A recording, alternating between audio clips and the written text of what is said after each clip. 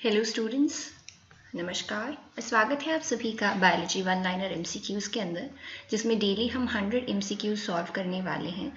और यहाँ पे मेन चीज़ जो है वो कैसे ये दूसरे क्वेश्चन से डिफरेंट होंगे, जिनमें हम ऑप्शंस प्रोवाइड करते हैं, एक्सप्लेनेशन प्रोवाइड करते हैं। बेसिकली वन लाइनर एमसीक्यूज़ में बहुत ज़्यादा एक्सप्लेनेशन पार्ट जो है वो रिक्वायर्ड नहीं होता है। Still we will provide you with some tips and tricks जिनसे ईजिली आप इन वन लाइनर्स क्वेश्चन को याद कर सकते हैं और एग्ज़ाम में बहुत ही आसानी से उनको आप आंसर जो है वो करेक्ट कर पाएंगे। तो चलिए वीडियो स्टार्ट करते हैं हम, और इसका इंट्रोडक्शन नहीं बढ़ाते हैं। देखिए सवालों की बौछार अब यहाँ पे आपके ऊपर हो रही है। सबसे पहला है which is the world's longest venomous snake. तो देखिए ये क्वेश्चन किसी एग्जाम में रिपीटेड क्वेश्चन है। तो क्वेश्चन ये है कि सबसे बड़ा जो विषैला सांप है वो आपको बताना है कौन सा है। तो बेसिकली जो आपके वेनमस स्नेक्स हैं उनमें 2-3 एग्जाम्पल ही हैं जो रिपीटेडली पूछे जाते हैं। वो किंग कोबरा हो सकता है, क्रेट हो सकता है, बट इनमें अगर लॉन्गेस्ट की बात करें तो लॉन्गेस्ट वेनमस स्नेक कौन सा है आपका सबसे लंबा विषैला सांप, that is your king cobra. Okay, अगला सवाल है कि कौन सा भाग जो है आपके ईयर का, कान का कौन सा पार्ट है जो साउंड की वाइब्रेशंस को इलेक्ट्रिकल सिग्नल्स में कन्वर्ट करता है। ठीक है, तो जो बाहर आपका विजिबल पार्ट होता है इसका सिर्फ इतना ही फंक्शन होता है कि जितनी भी आपकी साउंड वेव्स होती हैं उन सबको ये फनल की तरह एक्ट करेगा और आपका अंदर जो ईयर का पार्ट है उसमें पहुंचा देगा। सो क्वेश्चन यहाँ पे ये है कि साउंड वाइब्रेशंस को इलेक्ट्रिकल सिग्नल्स में कौन से पार्ट ने कन्वर्ट किया। तो ये कन्वर्जन होता है आपका एक ईयर का पार्ट है, इंटरनल ईयर का एक पार्ट है, इनर ईयर का, which is known as cochlea. Okay, और कॉक्लिया एक कॉइल्ड स्ट्रक्चर है इस तरह से, और ह्यूमन कॉक्लिया के अंदर 2-3/4 जो है कॉइल्स प्रेजेंट होते हैं। Next is the chemical process by which glucose is broken down anaerobically is known as। तो सवाल को ध्यान से पढ़ना है। केमिकल प्रोसेस बताया जिसमें ग्लूकोज का ब्रेक डाउन हो रहा है, यानी कि ग्लूकोज जो छोटी छोटी मॉलिक्यूल्स में ब्रेक डाउन हो जाएगा anaerobically. What do you mean by anaerobically, यानी यहाँ पे ऑक्सीजन की एब्सेंस होगी, ऑक्सीजन प्रेजेंट नहीं होगा। अगर ऑक्सीजन प्रेजेंट होती तो इसी प्रोसेस को हम क्या कहते हैं, ग्लाइकोलाइसिस कहते हैं, ग्लाइकोलाइसिस। और यहाँ पे एनएरोबिकली पूछा है तो इस प्रोसेस को क्या कहा जाता है, फर्मेंटेशन। और फर्मेंटेशन के प्रोडक्ट्स जो है वो ग्लाइकोलाइसिस के प्रोडक्ट से डिफरेंट होंगे, सेम नहीं होंगे। आगे देखिए जो सवाल आपसे पूछा जा सकता है वो on which principle does human I work. Human आई जो है, मानव की जो आंख है, वो कौन से सिद्धांत पे कार्य करती है। तो देखिए वी ऑल नो आई के अंदर लेंस प्रेजेंट होता है। ओके, तो लेंस पे यहाँ पे जो प्रोसेस जिससे सारा आपका जो बेस्ड है, आपका जो विजन है, किस तरह से आपको रात में देख पाते हो, दिन में देख पाते हो, all of that is dependent upon the refraction of light. जो भी लाइट आपकी लेंस सरफेस के ऊपर आएगी वो वापस रिफ्रैक्ट हो जाती है लेंस से, उसकी रिफ्रैक्शन प्रॉपर्टी की वजह से। So right answer here is refraction of light. अब देखिए विटामिन जो टॉपिक है that is very important for these one liners. ठीक है, तो यहाँ पे आपको जो मोस्ट कॉमन क्वेश्चंस पूछे जाएंगे वो उसका जो दूसरा नाम है। जैसे सिंपली हम विटामिन को कैसे जानते हैं, विटामिन ए, बी के बहुत सारे हैं, देन सी, डी, बट यहाँ आपको पूछा जाएगा कि विटामिन बी को केमिकल नेम उसका क्या है, या फिर what is the other name जिससे हम विटामिन B1 को जानते हैं। ओके, तो यहाँ से आपके काफ़ी विटामिन के क्वेश्चंस शुरू होंगे। फर्स्ट इज विटामिन B1 का दूसरा नाम क्या है। विटामिन B1 को जो है थायमीन के नाम से भी जाना जाता है। तो इसको अगर आपको ट्रिक बनानी है, अगर मेरे हिसाब से आपको याद करें, so you can simply do it. 1 को अगर आप ड्रॉ करेंगे देन उसको सिंपली एक मॉडिफिकेशन अगर आपको करना है तो T से शुरू होगा बेसिकली आपका B1 का नाम, which is thymine. Okay, B3 का इसी तरह आपको बताना है। तो B3 और B5 जो है वो आप सिंपली याद कर सकते हो। ठीक है, B5 जो है 5 को यूजुअली हम यहाँ पे पेंटा वर्ड यूज करते हैं केमिस्ट्री के अंदर 5 के लिए। तो यहाँ पे आपका B5 आएगा सिर्फ पेंटोथेनिक एसिड, और B5 के साथ में यूजुअली नियासिन को कंफ्यूज किया जाता है, बट नियासिन जो है वो किसका दूसरा नाम है, इट इज B3 के लिए जो दूसरा नाम होता है वो कौन सा है, नियासिन। विटामिन सी का थोड़ा इजी है, ये हो सकता है आपको पता भी हो। विटामिन सी के लिए जो केमिकल नेम है उसका, उसके स्ट्रक्चर के बिहाफ पे जो नाम उसको दिया गया दैट इज एस्कॉर्बिक एसिड। आपके जितने सिट्रस फ्रूट्स हैं उनमें पाया जाता है। नेक्स्ट विटामिन B5 से आपको याद रखना है 5 फॉर पेंटा। पेंटा को यहाँ पे आपको सिर्फ कन्वर्ट करना है पेंटो के अंदर, and the name will be pantothenic acid.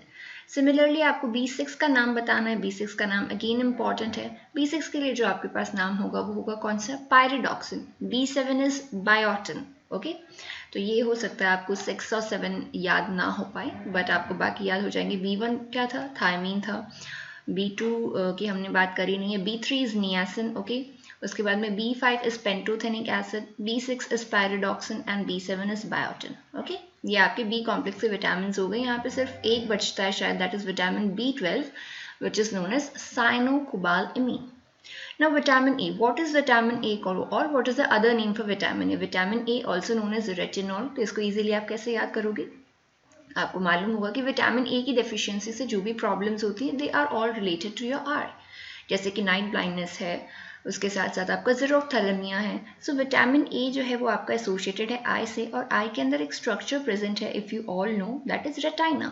Simple है, ये सुना होगा आपने। और ये रेटाइना जो है इसी के जैसा नाम जो है विटामिन ए का होगा, विच इज़ रेटिनॉल। तो ए हटाया है सिर्फ, बाकी नाम जो है विटामिन ए के नेम में भी ले लिया है। ओके, सिंपल है, विटामिन ए को याद रखना। Next is plants that grow in the absence of sunlight in water are called. आपको ऐसे प्लांट्स का नाम बताना है जिनको सनलाइट की ज़रूरत नहीं होती है। वैसे देखिए इसका आंसर फंगाई है, but fungi are not actually plants, but fungi जो है ये हेटेरोट्रॉपिक होते हैं, so they are not plants, but still ये सनलाइट की एब्सेंस में ग्रो कर सकते हैं। ओके, क्योंकि ये जो है ऑटोट्रॉपिक नहीं होते हैं, इनको सनलाइट की कोई भी रिक्वायरमेंट नहीं होती है। एडिबल पार्ट बताना है आपको बनाना का। बनाना का जो पार्ट होता है सबसे बाहर उसका छिलका होता है जो हम रिमूव कर देते हैं, उसको हम बोलते हैं एपीकार्प। तो एपीकार्प के अलावा जो भी पार्ट होता है बनाना के अंदर वो पूरा एडिबल होता है, ठीक है, विच इज एंडोकार्प एंड मीसोकार्प। जो अंदर का पार्ट जो भी आप खाते हैं वो किन दो चीज़ों से मिलकर बनता है, endocarp as well as mesocarp. Next question is Which word will best complete the relationship given below? आपको दो ऑर्गेनिज्म दिए हैं, बैक्टीरिया, और बैक्टीरिया का आगे जो प्रोसेस दी है that is decomposition. So basically जितने भी बैक्टीरिया हैं वो सब क्या करते हैं, डीकम्पोजिशन का काम करते हैं। सिमिलरली आपको बताना है यीस्ट जो है वो इस तरह की कौन सी एक्टिविटी में इन्वॉल्व होता है। तो यीस्ट किस में इन्वॉल्व होता है, फर्मेंटेशन के अंदर। इनफैक्ट जो पहला एंजाइम डिस्कवर किया गया था जाइमेज, वो भी किस में डिस्कवर किया गया था, यीस्ट के अंदर ही डिस्कवर किया था। एंड दिस एंजाइम जाइमेज, इसका रोल होता है फर्मेंटेशन के अंदर। ओके, नेक्स्ट एड्स से रिलेटेड एक क्वेश्चन है, AIDS virus destroys the body. Body के कौन से सिस्टम के ऊपर जाकर के एड्स वायरस, या अगर ज़्यादा अप्रोप्रिएटली कहें HIV वायरस जो है बॉडी के अंदर जाकर के कौन से भाग को डिस्ट्रॉय करता है। तो आपकी जो इम्यून सिस्टम है, इम्यून सिस्टम को बहुत ही ज़्यादा वीक बना देता है HIV वायरस जो है, और इस वजह से आपको बहुत सारे और इन्फेक्शंस भी हो जाते हैं एड्स के अलावा। What is the least toxic nitrogenous waste? तो देखिए जो एक्सक्रीटरी प्रोडक्ट हैं अलग अलग ऑर्गेनिजम्स के लिए, उनमें कुछ जो कॉमन एक्सक्रीटरी वेस्ट हैं वो है अमोनिया है, यूरिया है और यूरिक एसिड है। ये तीन जो है मेन नाइट्रोजनस वेस्ट हैं, और इन तीनों के अंदर सबसे कम टॉक्सिक जो है, सबसे कम जहरीला जो है दैट इज यूरिक एसिड। और यूरिक एसिड सीक्रेट करने वाले अगर आपको कोई एग्जाम्पल पूछे जाएं तो बर्ड्स जो है सारी वो यूरिक एसिड उनकी वो रिलीज करती है अपनी बॉडी से बाहर। जो नाइट्रोजनस वेस्ट का फॉर्म है उनमें रिलीज करने का वो है यूरिक एसिड। ओके, नेक्स्ट देखिए आपको बताना कि कलर विजन जो है आई में, यानी कि अलग अलग कलर्स को आप जो डिफ्रेंशिएट कर पाते हो वो किस वजह से होता है। तो देखिए कलर में सी है एंड कोन्स में सी है, तो कोन्स की वजह से आपका होता है कलर विजन। और दूसरा क्वेश्चन यहीं पे जो आपका हो सकता है दैट इज रोड्स की वजह से आपका होता है रात का जो विजन है वो आर फॉर रॉड्स, एंड आप इसको याद रख सकते हो रात से, ठीक है। यानी कि रात के टाइम पे आपको देखने में जो हेल्प करते हैं आई की कौन सी स्ट्रक्चर होती है वो that is rods. Which gland is known as master gland of the human body? Pituitary gland को master gland of the human body कहा जाता है। Okay, we all know this. What is the structure and functional unit of excretory system? जो excretory system है आपका उत्सर्जन तंत्र है, उसकी संरचनात्मक और कार्यात्मक इकाई कौन सी, यानी उसकी सबसे छोटी यूनिट क्या है। नेफ्रॉन जो है excretory system की सबसे छोटी यूनिट है। अब आपको बताना है मेल और फीमेल का जीन कंपोजिशन क्या होता है। तो इनके ऑटोसोम्स जो है मेल और फीमेल के वो सेम होते हैं, बट अगर आप सेक्स क्रोमोसोम्स की बात करो तो मेल के अंदर कौन सा होता है, मेल के अंदर जो जीन कंपोजिशन है वो होगा XY, और फीमेल के अंदर कौन सा होगा, सिंपली XX। ठीक है, सिंपल है ये तो बहुत। फीमेल के अंदर होगा XX, और जो डिफरेंट क्रोमोसोम्स होते हैं दोनों वो होते हैं मेल के अंदर। A boy gets chromosome from the father. एक लड़का है उसको अपने फादर से कौन कौन से क्रोमोसोम मिलेंगे। तो फर्स्ट ऑफ ऑल ऑटोसोम्स की बात करें तो आधे ऑटोसोम्स जो है वो एक पेरेंट से मिलते हैं, बीट फादर बीट मदर। तो किसी भी जो प्रोजेनी है, कोई भी बच्चा है, उसको 22 क्रोमोसोम्स जो है वो फादर से मिलेंगे और 22 क्रोमोसोम्स जो है वो मदर से मिलेंगे, जो कौन से हैं, ऑटोसोम्स। उसके अलावा अगर सेक्स क्रोमोसोम्स की बात करें तो जो मदर है, मदर के पास केवल XX क्रोमोसोम्स ही हैं, तो वो अपने सन को Y क्रोमोसोम नहीं दे पाएंगी। तो इसीलिए फादर से जो सेक्स क्रोमोसोम बॉय के पास में आएगा वो कौन सा होगा? Y। ठीक है, तो करेक्ट आंसर इसका क्या हो जाएगा? 22 + Y। और इसी तरह अगर यहाँ पे मदर का पूछा जाता तो वो क्या हो जाता? 22 सेम रहने वाला है, और मदर क्या है, उनके पास सिर्फ X क्रोमोसोम है, वो अपना सिर्फ X क्रोमोसोम ही दे पाएंगे। Okay, What is the structural and functional unit of human body? जो मानव शरीर है उसकी सबसे छोटी इकाई कौन सी है? तो सेल। मानव शरीर जो है पूरा सेल से मिलकर के बना है। छोटी से छोटी चीज़ और बड़ी से बड़ी हर चीज़ जो है वो सेल से मिलकर के ही बनी हुई है। ठीक है, तो करेक्ट आंसर इसका कौन सा होगा? कोशिका जो है मानव शरीर की संरचनात्मक और कार्यात्मक इकाई है। इसी तरह से आपको लिवर का यूनिट पूछा है, लिवर की सबसे छोटी इकाई पूछी है, तो देखिए यहाँ पे आपको बताया हेपाटोसाइट्स या फिर यकृत कोशिका।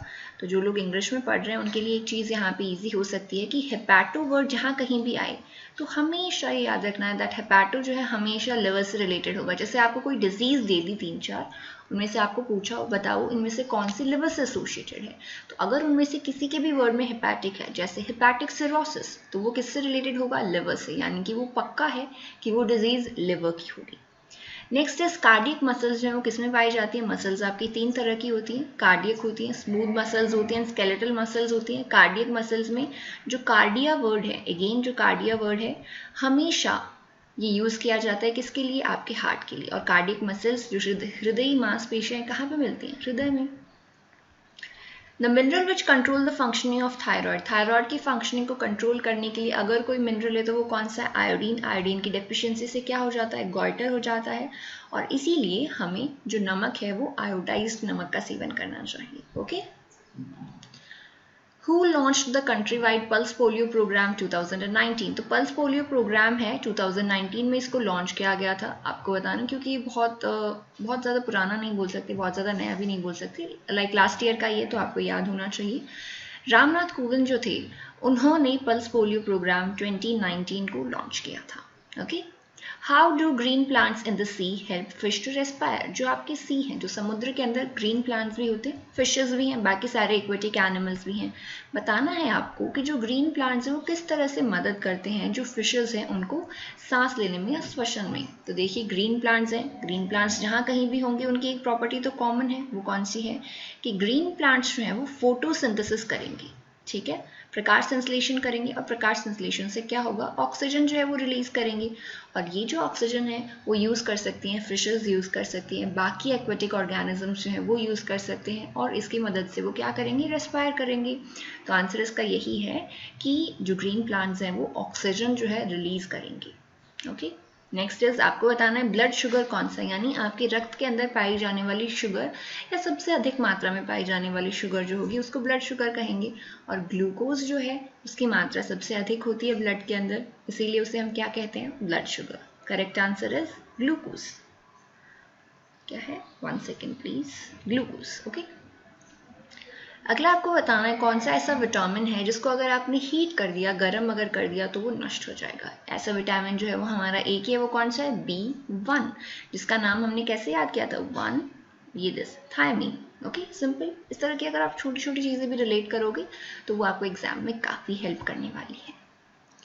The blood pressure of a young mail human is normally, normal blood pressure जो है, नॉर्मल रक्तचाप जो है 120/80 बोलते हैं हम। Okay, to monitor the foetal growth the latest technique used is, अगर आपको जो फीटस है, भ्रूण है, उसके विकास पर नज़र रखनी है कि कोई उसमें प्रॉब्लम ना हो, उसके हार्ट रेट को देखते रहना है रेगुलरली, कोई कॉम्प्लिकेशन तो नहीं है उसकी ग्रोथ के अंदर, तो उसके लिए आप कौन सी तकनीक का इस्तेमाल कर सकते हो? अल्ट्रासोनिक्स जो है सबसे लेटेस्ट टेक्निक है जिसको आप यहाँ पे इस्तेमाल कर सकते हो। नेक्स्ट इज अनीमिया की बात करी गई है। अनीमिया पूछा है कि किसकी कमी के कारण होता है? अनीमिया होता है लोहे की कमी के कारण, आयरन की डेफिशिएंसी की वजह से। ओके, सिंपल है ये क्वेश्चन भी। When was the universal immunization program started in India? Universal immunisation programme जो है उसके तहत जो भी टीकाकरण के आपके अलग अलग ड्यूरेशन बताए जाते हैं, जैसे कि बर्थ के टाइम पे आपको ये 3 टीके लगने ज़रूरी हैं जिसमें BCG होता है। ओके, पोलियो की एक खुराक होती है, बाकी एक और वैक्सीन होता है। इसी तरह से कि 5 महीने पे ये आपको वैक्सीन लगाने ज़रूरी है, या 5 साल तक इतने वैक्सीन लग जाने चाहिए। ये जो पूरा शेड्यूल है जिसमें बताया गया है कि इतने समय तक इतनी वैक्सीन के इतने डोजेस लग जाने चाहिए, ये जो प्रोग्राम है इसको कहा गया है यूनिवर्सल इम्यूनाइजेशन प्रोग्राम, सार्वभौमिक प्रतिरक्षण कार्यक्रम, और ये शुरू किया गया था 1985 में। इंडिया में कब शुरू किया गया था? ये 1985 के अंदर। ओके, नेक्स्ट बताना है आपका एसिड सीक्रेशन जो है वो आपके पूरी बॉडी के अंदर कौन सा ऐसा ऑर्गन है जिसमें एसिड सीक्रेशन होता है? स्टमक के अंदर होता है, हम सब जानते हैं, ठीक है। कौन सा एसिड सीक्रेट होता है? HCl। ग्राफिन फॉलिकल्स के बारे में पूछ रहा है, are characteristically found in. Graafian follicles कहाँ पे पाई जाती है? ग्राफिन फॉलिकल्स जो है इनके अंदर ओवम प्रेजेंट होता है और इन्हीं से ओव्यूलेशन होता है। आपकी जो मैमल्स की ओवरी है, फीमेल्स के अंदर जो ओवरी प्रेजेंट है, अंडाशय, उनके अंदर जो है ग्राफिन फॉलिकल पाया जाता है। और केवल ये ऐसा नहीं है, किसी भी और स्पीसीज में नहीं मिलेगा, सिर्फ और सिर्फ ग्राफिन फॉलिकल्स पाए जाते हैं मैमल्स के अंदर। ओके, आपको बताना है कि जो विजुअली इम्पेयर्ड स्टूडेंट्स हैं, ठीक है, दृष्टि बाधित जो छात्र हैं, उनके अंदर कौन से इंडिकेटर को यूज किया जा सकता है? तो वनीला जो है एक इंडिकेटर है जिसको यूज किया जा सकता है विजुअली इम्पेयर्ड स्टूडेंट्स के अंदर। अब आपको बताना है कि अपनी जो व्हीकल्स होती हैं, जितनी भी हमारी गाड़ियां हैं, उनके अंदर एयर पोल्यूशन को कंट्रोल करने के लिए कुछ डिवाइसेस इंस्टॉल करी जाती हैं। उनमें से कोई एक डिवाइस का आपको नाम बताना है। उस एक डिवाइस का एग्जाम्पल है कैटालिटिक कन्वर्टर। ये कैटालिटिक कन्वर्टर क्या करता है? अब क्या है कि जब भी आपका जो पेट्रोल है या डीजल है उसकी बर्निंग होती है मशीन के अंदर, आपकी व्हीकल के अंदर, तो वहाँ पे बहुत सारी पॉइजनस गैसेस, या फिर हम कहें not poisonous gases, actually pollutants जो हैं, प्रदूषक जो हैं, वो प्रोड्यूस होते हैं और उनको हमें कन्वर्ट करना है इस तरह की गैसेस के अंदर जो कि बाहर आपके एटमॉस्फेयर में जाकर के प्रदूषण ना कॉज करें। उसके लिए गाड़ियों के अंदर हम लगाते हैं क्या? Catalytic converters. ओके, जो क्या करेंगे? पोल्यूटेंट्स जो रिलीज हो रहे हैं उनकी मात्रा को कम कर देंगे या फिर उनको कोई और गैस में कन्वर्ट कर देंगे। इजी है। अब आपको बताना है आपकी बॉडी की लॉन्गेस्ट और लार्जेस्ट बोन कौन सी है? फीमर जो है आपकी बॉडी की लॉन्गेस्ट और लार्जेस्ट बोन है, स्ट्रॉन्गेस्ट भी फीमर है। बट अगर आपको पूछा जाए कि आपके फेस की स्ट्रॉन्गेस्ट बोन कौन सी है, तो वो कौन सी होगी? आपकी लोअर जॉ या फिर मैंडिबल। ओके, तो इन दोनों में कंफ्यूज नहीं करना है। पूरी बॉडी की स्ट्रॉन्गेस्ट बोन है फीमर, बट सिर्फ फेस की कौन सी है आपकी? सिर्फ फेस की आपकी होगी मैंडिबल। आउटर ईयर जो है, ये स्ट्रक्चर आपको जो विजिबल है, इसको आप क्या बोलते हैं? इसको आप बोलते हैं पिन्ना या फिर ईयर पिन्ना। ओके, अब आपको बताना है प्लांट्स जो है, प्लांट्स को भी रेस्पिरेशन की ज़रूरत है। ऐसा नहीं है कि प्लांट्स हमेशा ही ऑक्सीजन रिलीज करते रहते हैं, प्लांट्स तो फोटोसिंथेसिस से, तो उनको क्या ज़रूरत है ऑक्सीजन की? बट नहीं, प्लांट्स भी जो है रेस्पिरेशन करते हैं, क्योंकि फोटोसिंथेसिस तो केवल डे टाइम में होता है जब सनलाइट अवेलेबल होती है, तो नाइट टाइम में प्लांट्स जो रेस्पायर करते हैं, डे टाइम में भी करते हैं, ऐसा कुछ नहीं है। तो रेस्पिरेशन के लिए इनके पास में कोई स्ट्रक्चर प्रेजेंट होनी चाहिए, जैसे आपके पास में पूरा रेस्पिरेटरी सिस्टम है। प्लांट्स के पास में प्रेजेंट होते हैं स्टोमेटा। ओके, सिंपल पोर्स होते हैं, ये स्टेम पे हो सकते हैं, लीव्स पे हो सकते हैं। अगला आपको बताना है ब्लीडिंग गम्स। ब्लीडिंग गम्स किस वजह से होता है? कौन सी डिजीज में होता है ब्लीडिंग गम्स? होता है स्कर्वी के अंदर, और आगे हम ये भी बात करेंगे स्कर्वी किसकी डिफिशियंसी से होता है, कौन से विटामिन की डिफिशियंसी से। नेक्स्ट इज आपको बताना है जो बैट्स होते हैं, आपके चमगादड़ होते हैं, वो अंधेरे के अंदर अपना खाना जो उसको कैसे लोकेट करते हैं और कैसे उस तक पहुंचते हैं। तो बैट्स जो है, चमगादड़, अपना सारा काम साउंड वेव्स के थ्रू करते हैं। तो ये सिंपली क्या करेंगे? ये अल्ट्रासोनिक जो साउंड्स हैं उनको यूज़ करते हैं किसी भी ऑब्स्टेकल के ऊपर। जब वो साउंड, ये अगर आपका बैट है मान लीजिए, जब वो साउंड यहाँ पे आकर के उस ऑब्स्टेकल के ऊपर जाकर के भिड़ेगी, कोई भी अवरोध है उससे अगर टकराएगी, तो फिर वो जब वापस आती है तो बैट को सेंस उसका फील हो जाता है उस जो अल्ट्रासोनिक साउंड है उसका, और इस वजह से उसे पता चलता है कि यहाँ से कितनी डिस्टेंस के ऊपर कोई भी ऑब्स्टेकल प्रेजेंट है। बैक्टीरिया, आपको एक ऐसा बैक्टीरिया बताना है जो रेफ्रिजरेटर के अंदर भी ग्रो कर जाता है और बहुत ही लीथल टॉक्सिन्स जो है, बहुत ही जहरीले पदार्थ जो है वहाँ पे पैदा कर सकता है।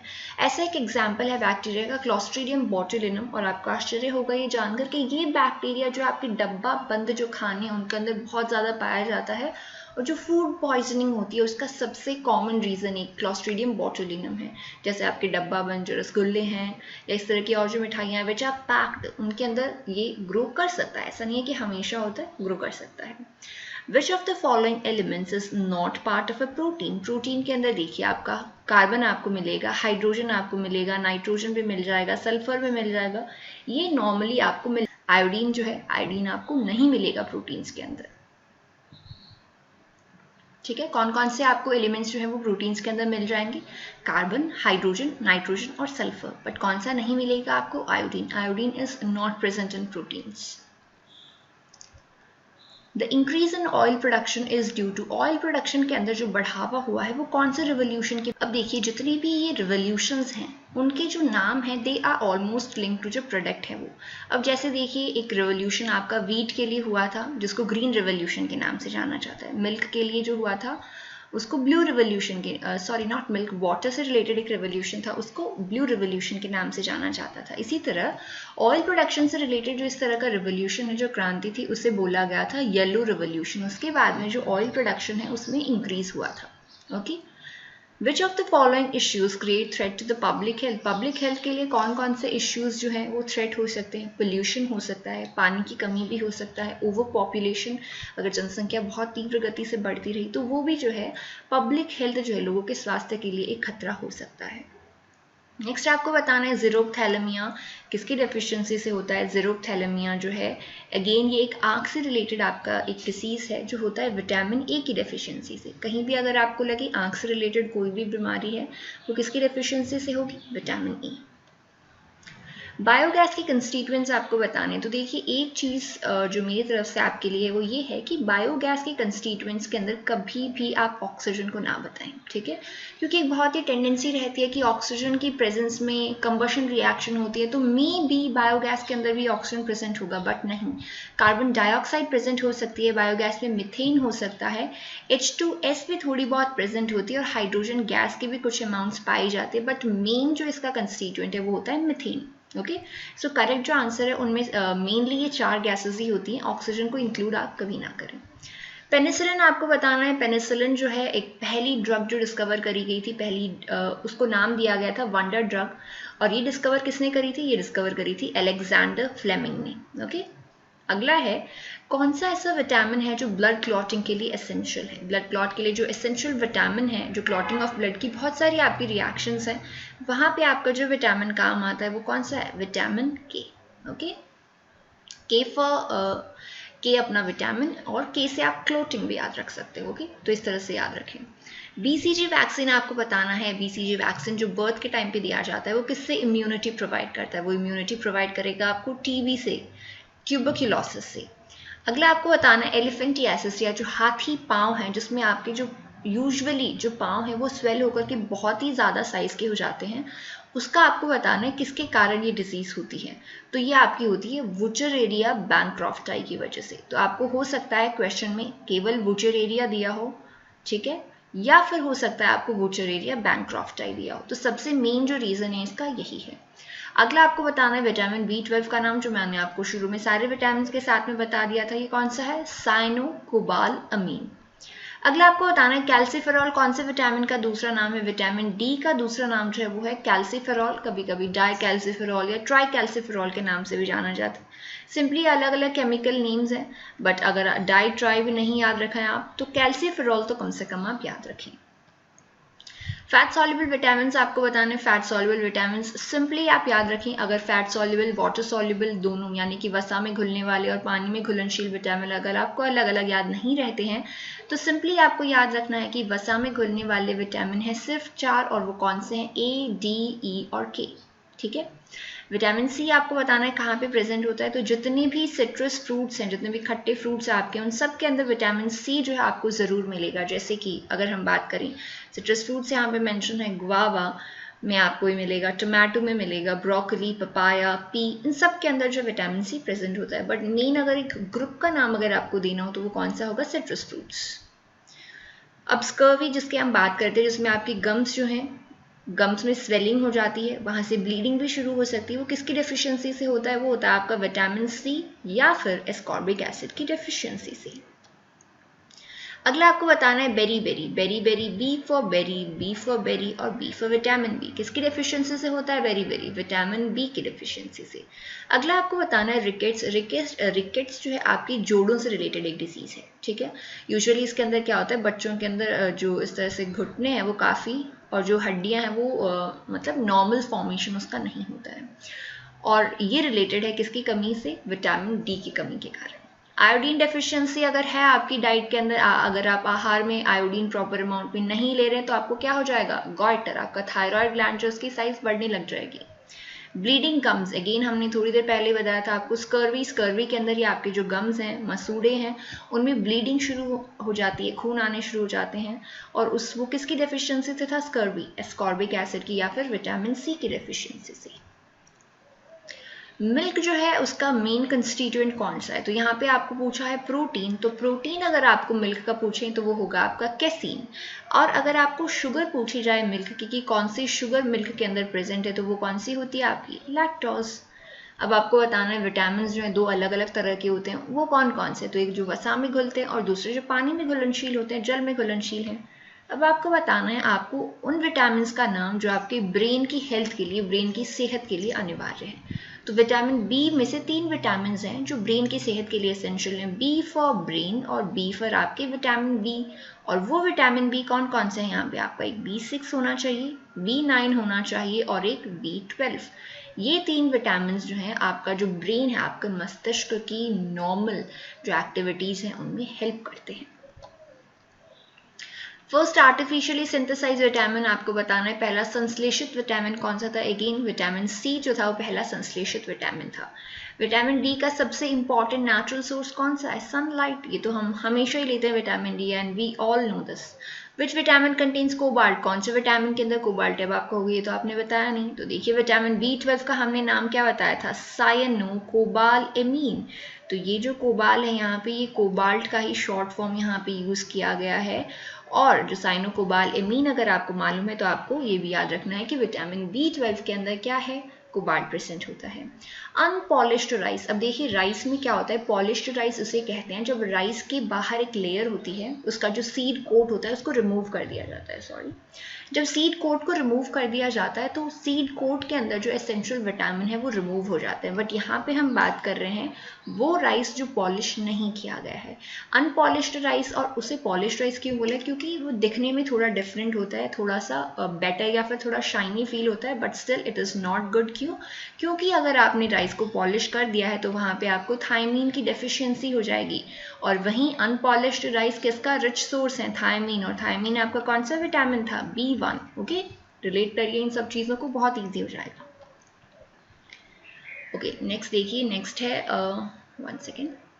हाँ, which vitamin helps to heal the wound, कौन सा विटामिन है जो वूंड हीलिंग में आपको हेल्प करेगा? घाव भरने के अंदर कौन सा विटामिन आपको हेल्प करेगा? अगेन विटामिन सी होगा। कैल्शियम के एब्जॉर्प्शन के अंदर कौन सा विटामिन हेल्प करता है? विटामिन डी कैल्शियम के एब्जॉर्प्शन में हेल्प करेगा। तो यहाँ पे मैक्सिमम जो विटामिन के क्वेश्चन यहाँ तक हो चुके हैं। आगे बढ़ते हैं, आपको बताना है जो अपर लिम्ब है उसमें total number of bones, upper limb यानी कि आपका शोल्डर से लेकर के आपका जो हाथ का टिप है यहाँ तक कितनी बोन्स प्रेजेंट है। सिमिलरली एक और यहाँ पे आपके लिए बोनस है, वो ये है कि अगर आपको लोअर लिम्ब की भी अगर नंबर ऑफ बोन्स पूछा जाए, लोअर लिम्ब यानी कि आपका क्या, आपका हिप जॉइंट से लेकर के आपके जो टोज हैं वहाँ तक, लोअर लिम्ब हो या अपर लिम्ब हो, दोनों के अंदर कितनी बोन्स होती हैं? 30 बोन्स। यानी आपकी एक अपर लिम्ब में 30 बोन्स होंगी तो चारों में मिलाकर कितनी हुई? तो 120।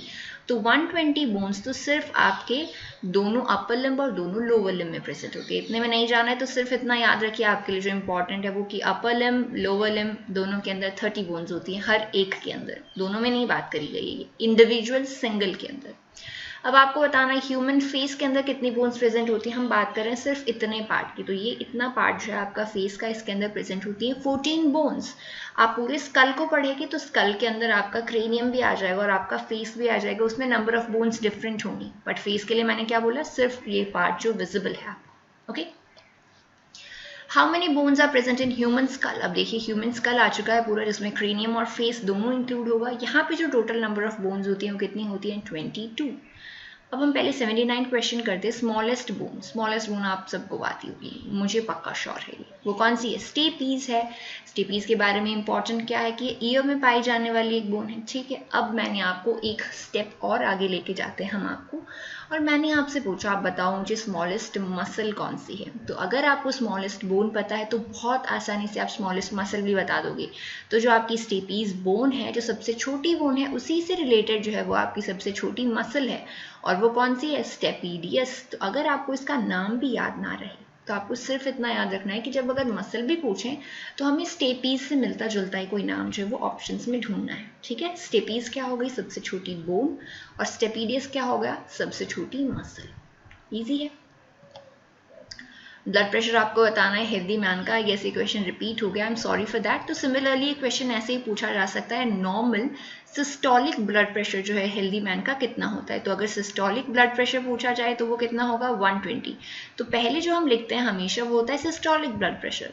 और इसी तरह अगर डायस्टोलिक ब्लड प्रेशर आपको पूछा जाए नॉर्मल, तो वो कितना हो जाएगा 80, और इसकी यूनिट जो होती है वो mm/Hg होती है। ठीक है, प्रेशर है ही तो प्रेशर की यूनिट यहाँ पे होगी mm/Hg।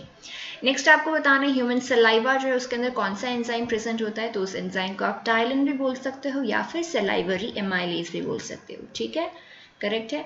Name the hormone that regulates the amount of glucose in the blood. आपके ब्लड का जो ग्लूकोज है उसको जो है नॉर्मल रखने के लिए या फिर उसको रेगुलेट करने के लिए कौन सा हार्मोन जो है आपका काम में आता है। तो वो हार्मोन आपका कौन सा है, इंसुलिन। और इंसुलिन आपका कहाँ से रिलीज होता है, पैंक्रियाज से। ठीक है, क्वेश्चन ये हो गया आपका, बहुत ईजी था। ओके, नेक्स्ट आपको बताना ह्यूमन यूरिन जो है उसका कलर येलो क्यों होता है। कौन सा ऐसा पिगमेंट है, पिगमेंट वो होते हैं कोई भी सब्सटेंस जो कलर प्रोवाइड करते हैं, कौन सा पिगमेंट है जिसकी वजह से येलो कलर है। तो अगर यूरिन आपसे पूछा जाए तो यूरिन के लिए हमारा आंसर क्या होगा, यूरोबिलिन। थोड़ा सा ही डिफरेंस है यहाँ पे, बिलिन। और अगर फीसेस का येलो कलर पूछा जाए, ध्यान से देखिए फीसेस और येलो कलर, तो यहाँ पे आपका आंसर क्या होगा, यूरोक्रोम। तो इसीलिए थोड़ा सा डिफरेंस है, तो हमने साथ साथ इक्वेशन दे दिया। यूरिन के लिए क्या होगा, यूरोबिलिन, और फीसेस के लिए क्या होगा, यूरोक्रोम। ओके, अब आपको बताना है क्लोरोफिल के अंदर कौन सा मेटल प्रेजेंट होता है। क्लोरोफिल के अंदर जो मेटल प्रेजेंट होता है वो आपका होता है मैग्नीशियम। और इसी तरह हो सकता है आपको आगे इसी में ही पूछा जाए कि हीमोग्लोबिन के अंदर कौन सा मेटल प्रेजेंट होता है, वो कौन सा होता है, आयरन, जिसकी वजह से अनीमिया होता है, हीमोग्लोबिन कम हो जाता है। तो अगर आयरन कम होगा तो क्या होगा, हीमोग्लोबिन कम होगा, और ये डिजीज क्या होती है आपकी, अनीमिया। ओके, अब आपको बताने लैक्राइमल ग्लैंड्स जो है वो कहाँ पे प्रेजेंट होते हैं। तो लैक्राइमल ग्लैंड्स जो है ये आपके किस चीज़ से रिलेटेड होते हैं, जो आपके टीयर्स हैं, जो आंसू है उनका प्रोडक्शन होता है इनकी वजह से। और लैक्राइमल ग्लैंड्स आपके आई से रिलेटेड ही किसी स्ट्रक्चर में होंगे। तो ये जो स्कल जब आप देखा होगा अगर आपने कभी, तो यहाँ पे इस तरह से दो उसमें जो ये बनाए जाते हैं, ये जो बोनी पार्ट है इसको हम बोलते हैं आई ऑर्बिट, नेत्र कक्षा। तो वहाँ पे प्रेजेंट होंगे आपकी लैक्राइमल ग्लैंड्स। नेक्स्ट बताना है प्लांट्स के अंदर जो वाटर का ट्रांसपोर्ट होता है वो कौन सी स्ट्रक्चर से होता है। वाटर का ट्रांसपोर्ट होता है जाइलम से, और फूड का ट्रांसपोर्ट हमेशा किससे होता है, फ्लोएम से। फूड फ्लोएम, तो फ और फ को आप यहाँ पे मिला सकते हो। फूड का ट्रांसपोर्ट होगा फ्लोएम से, और बाकी जो आपका बच गया वाटर का ट्रांसपोर्ट वो किससे हो जाएगा, जाइलम से हो जाएगा। नेक्स्ट आपको बताना है बायोटेक्नोलॉजी की मदद से पहली जो वैक्सीन जो प्रोड्यूस करी गई थी वो कौन सी बीमारी के खिलाफ, कौन सी डिजीज़ के अगेंस्ट प्रोड्यूस करी गई थी। वो डिजीज़ कौन सी थी आपकी, वो डिजीज़ थी हेपेटाइटिस बी। और हेपेटाइटिस बी जो है एक सेक्सुअली ट्रांसमिटेड डिजीज़ है। हो सकता है आपसे एग्जाम्पल पूछें, तो हेपेटाइटिस बी HIV की तरह एक सेक्सुअली ट्रांसमिटेड डिजीज़ है। अगला आपको बताना है फादर ऑफ जेनेटिक्स के नाम से किसे जाना जाता है। हम सब जानते हैं मेंडल ही एकमात्र वो सदस्य हैं, एकमात्र वो आदमी है जिनको फादर ऑफ जेनेटिक्स के नाम से जाना जाता है। And his full name is Gregor Johan Mendel. नहीं पूछेगा कोई भी, मेंडल याद रखिए, इनफ है। ओरल पोलियो वैक्सीन आपको बताना है किसने डिस्कवर करी थी। ओरल वैक्सीन जो 2 बूंद जिंदगी की आपको दी जाती है, ओरली ही दी जाती है, वो पूछा है कि किसने डिस्कवर करी थी। वो डिस्कवर करी थी जोनस साल्क ने। ये एक इंपॉर्टेंट क्वेश्चन है, बहुत सारे एग्जाम्स में पूछा गया है, हम इसको याद रखेंगे। सुसाइडल बैग्स ऑफ सेल्स किसे कहा जाता है, लाइसोसोम्स को, क्योंकि कोई भी वेस्ट प्रोडक्ट्स होते हैं उनको क्या करते हैं, लाइसोसोम अपने अंदर स्टोर कर लेते हैं। तो उसके अंदर जो एंजाइम्स प्रेजेंट होते हैं वो पूरे लाइसोसोम को ही डिसॉल्व कर देते हैं। ठीक है, सुसाइडल बैग्स किसे कहा गया, लाइसोसोम्स को। फूड जो है प्लांट्स के अंदर किस फॉर्म के अंदर स्टोरेज होता है। जो पौधे हैं वो अपना भोजन इकट्ठा तो करेंगे, अब बनाए जा रहे हैं, तो वो अपना फूड स्टोर करते हैं किसके फॉर्म में, स्टार्च के फॉर्म में। और अगर सिमिलर क्वेश्चन अगर हम एनिमल्स के पूछें तो एनिमल अपना फूड स्टोर करते हैं ग्लाइकोजन के फॉर्म में। इसीलिए अगर आप एनिमल स्टार्च पूछा जाए आपसे कि कौन है एनिमल स्टार्च, यानी एनिमल में फूड स्टोर करने का जो तरीका है वो कौन सा केमिकल है, तो वो कौन सा हो जाएगा, glycogen. Next is food is store in the form of glycogen in human body. अब ग्लाइकोजन की फॉर्म में तो स्टोर होता है ह्यूमन बॉडी में, बट कहाँ स्टोर होता है, इतने सारे ऑर्गन्स हैं हमारी बॉडी में, कहाँ स्टोर होता है। जो आपका लिवर है, लिवर के अंदर स्टोर होता है आपका फूड एक्सेस जो भी होगा वो कौन सी फॉर्म में स्टोर होगा, अगेन इंपॉर्टेंट था, ग्लाइकोजन। ठीक है, the metals present in haemoglobin, थोड़ी देर पहले ही मैंने आपको बताया था, हीमोग्लोबिन में मेटल है आयरन, अगर आयरन कम होगा तो हीमोग्लोबिन कम होगा, और दोनों के कम होने से कौन सी डिजीज होगी, अनीमिया। एनिमल्स जो है वो ग्लूकोज को किस फॉर्म में स्टोर करते हैं, आई एम सॉरी मैंने अभी ध्यान दिया, गैलेक्टोज इसका आंसर नहीं है, ग्लाइकोजन ही इसका आंसर है। ओके, ये हम बाद में करेक्ट कर देंगे, अभी आप इसको ग्लाइकोजन ही याद रखें। एनिमल्स ग्लूकोज जो है उसको ग्लाइकोजन की फॉर्म में स्टोर करते हैं, जिसे एनिमल स्टार्च भी बोला जाता है, और ये कहाँ पे स्टोर होता है, लिवर के अंदर। Next is the metal present in insulin, के अंदर आपको दो मेटल बताने हैं, जिंक और मैग्नीज होगा, अगर मैग्नीज याद नहीं रहता है तो जिंक एटलीस्ट आप याद रखें। अगला है कि प्लांट्स जो है अगर आप उनको लिक्विड के अंदर ग्रो करते हो सीधा, और उनमें बाकी जो न्यूट्रिएंट्स हैं उनको ऐड अगर उनमें कर देते हो, पोषक तत्वों को उसी जल में ऐड कर दिया, बट उसके अंदर सॉइल बिल्कुल भी नहीं है, ठीक है, पौधों के अंदर वहाँ पे आपका सॉइल बिल्कुल नहीं है, मिट्टी बिल्कुल नहीं है, तो इस प्रोसेस को आप क्या कहोगे, इस प्रोसेस को जो पानी में इस तरह से आप उगा रहे हो प्लांट्स को, इसे हम क्या कहते हैं, हाइड्रोपोनिक्स। लास्ट क्वेश्चन आज का जो है आपका वो पूछा है, एस्कैरियासिस जो है वो कौन से ऑर्गेनिज्म की वजह से होता है, तो एस्कैरियासिस आपका होता है राउंड वर्म, और ये जो राउंड वर्म है इसी का दूसरा नाम एस्कैरिस है। तो देखिए यहाँ से सिंपल हो जाता है, एस्कैरिस एक वर्म है जिसने आपकी बॉडी में आकर के कुछ कुछ चेंजेस किए, और उस वजह से जो डिजीज हुई वो कौन सी हो गई, एस्कैरियासिस। ओके, तो इस तरह से ये इनके नाम वगैरह हैं वो लिए गए हैं। तो इनमें से जो मैंने आपको बताया जिस तरह से, अगर वैसे आपको क्वेश्चंस याद होते हैं तो वेल एंड गुड, और अगर आपका खुद का कोई तरीका है तो उससे आप हमेशा उसको याद रखें। अब देखिए आज हमने विटामिन की इतनी बात कर ली है, तो आपको हम दो टेबल्स यहाँ पे शो करेंगे। पहला देखिए यहाँ पे विटामिन बी जो है वो सारे यहाँ पे आपको एक साथ हमने लिख दिए हैं, तो इनमें से कुछ मैं अगर हाईलाइट करूँ तो वो आप ज़रूर याद रखें। तो सबसे पहला जो है अदर नेम्स आपको एग्जाम्स में अलग अलग एग्जाम्स में पूछे जाएंगे, तो अच्छा होगा अगर आप एक बार में याद कर लें। B1 को थायमीन बोला जाता है, B2 को राइबोफ्लेविन, 3 के लिए नियासिन, 5 के लिए मैंने आपको बताया था 5 को हम पेंटो बोलते हैं, 6 के लिए सेम P से ही स्टार्ट होगा, बट पेंटोथेनिक के अलावा जो है वो होगा pyridoxine. B7 is vitamin, 9 folic acid, B9 के लिए साइनोकोबालेमिन, जिसमें कोबाल्ट का क्वेश्चन भी आपसे पूछा जाता है। डिजीजेस के अंदर जो नेम्ड डिजीजेस है वो आप एटलीस्ट याद रखें, जैसे बेरी बेरी आपको याद रखना है, हमने विटामिन बी बोला था, B1 की डेफिशिएंसी से होता है बेरी बेरी। ओके, आगे देखिए जैसे विटामिन B3 नियासिन की डेफिशिएंसी से आपको पेलेग्रा हो सकता है, ठीक है, उसके अलावा B5 के डिजीजेस ज़्यादा इंपॉर्टेंट नहीं है। और अगर B9 और B12 में अगर आप देखिए फॉलिक एसिड और विटामिन B12 दोनों की वजह से एक तरह का अनीमिया हो सकता है, तो आपको पूरा याद नहीं रखना है, सिर्फ इतना याद रखें B9 और B12 की डेफिशिएंसी से क्या हो सकता है, अनीमिया। तो यहाँ पे क्या है, एक साथ आपको अदर नेम से पता चल गए, डेफिशिएंसी भी पता चल गई, तो ये आपका यहाँ से विटामिन ए क्लियर हो जाएगा। नेक्स्ट यहाँ पे देखिए विटामिन ए जो है, विटामिन ए की वजह से जितनी भी डेफिशिएंसी डिजीजेज होंगी वो आपके आई से रिलेटेड होंगी, और विटामिन ए का दूसरा नाम है जो क्या है, रेटिनॉल, जो हमने याद किया था रेटाइना से, ठीक है। तो आइज में यहाँ पे नाइट ब्लाइंडनेस हो सकता है, और एक और डिजीज जो हमने आज डिस्कस करी वो कौन सी है, ज़ीरोथैलेमिया। ओके, अगला देखिए विटामिन डी को हमने बताया था, विटामिन डी का दूसरा नाम क्या है, कैल्सीफेरॉल, और विटामिन डी की डेफिशिएंसी से क्या होगा, आपकी बोन से रिलेटेड डिजीज होगी, और उसको हमने क्या नाम दिया था, रिकेट्स, बच्चों में हो सकता है, एडल्ट्स में ऑस्टियोमलेशिया, ठीक है। B1 हमने बता दिया थायमीन होता है, बेरी बेरी होगा इसकी वजह से। विटामिन सी की वजह से आपके जो मसूड़े हैं उनमें स्वेलिंग आ जाएगी, and the disease will be scurvy. तो ये आज आपकी 100 क्वेश्चंस जो हैं हमने यहाँ पे सॉल्व कर लिए, कंप्लीट 100 क्वेश्चंस। अगर आपको समझने में कोई भी दिक्कत नहीं हुई, अच्छा लगा हो, तो उसी तरह से उसको याद करते रहें, और हम आगे बढ़ते रहेंगे डेली 100 क्वेश्चंस के साथ में। तो इसी के साथ हम आज के लेक्चर को ख़त्म करेंगे। Thank you and have a very nice day.